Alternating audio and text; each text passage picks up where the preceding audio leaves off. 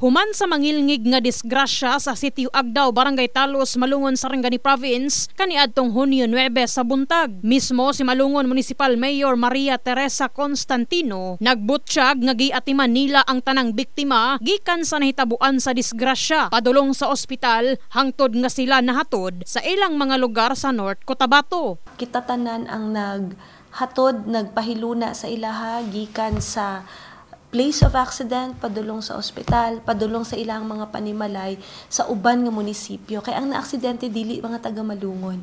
So, as to the financial assistance, ang mga dapat bayaran sa ospital, as to the pamasahe unta nga gamiton sa pamilya para mahatod sila, wala na nila na buhat tungod kay kami na mismo ang nag-atiman sa ilahang tod maabot sila sa ilahang mga panimalay sa lagyo nga mga munisipyo.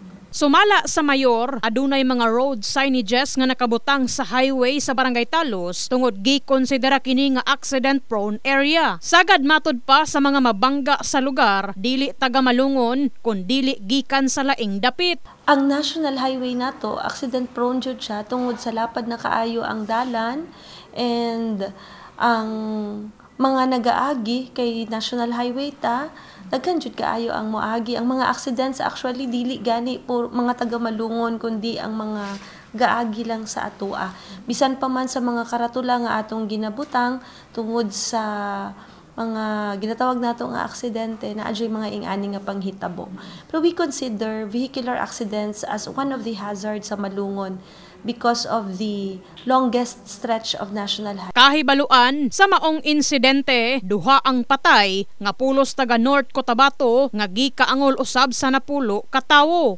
Nagadto sa may Glan ma'am kay mag-scouting sa ila sang ila nga sa fraternity Rimam Bali, tawag nila Rubik. Tapos pagka June 9 nagbalik na sila diri pa ma'am, magpabalik na sila sa ilang lugar sa Kidapawan. Pagka going sila dito ma'am, gadali gor sila kay ang van lagi kay rental man to. Pag-abot nila ma'am sa may Banda Talos sa Sitio Agdao, wala na ma'am, wala na control sang driver ang manibila ma'am. Nabangga sila dito ma'am sa nakapark nga wing van ang sa man ma'am sa left side sang rear sang wing van ma'am. Tapos ang van ma'am, ang igo ya ma'am diri sa right side ma'am, dito banda sa sliding door ma'am na dito na igo. Tapos may dalawa ta ma'am nga dead on arrival ma'am.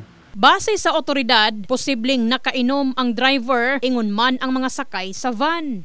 Wala sila inom. Ang mga kauban niya lang dito sa area sa Glan gabi at pamrod nag-inom sila. Inom na dutin to pero wala ko kamalo kung iinom nila to or tapos na nag-inom. So, temporarily custody siya kay namin namatay. Kurbing sa iya, mga 80 to 90 ra mo na nangyayang incident. Tungod sa insidente, nagpahimangno si Mayor Constantino sa tanang driver nga mag-igmat kanunay sa pagmaneho ug mahimong disiplinadong driver. Mag-drive on tag safe lang o dili magpapaspas no.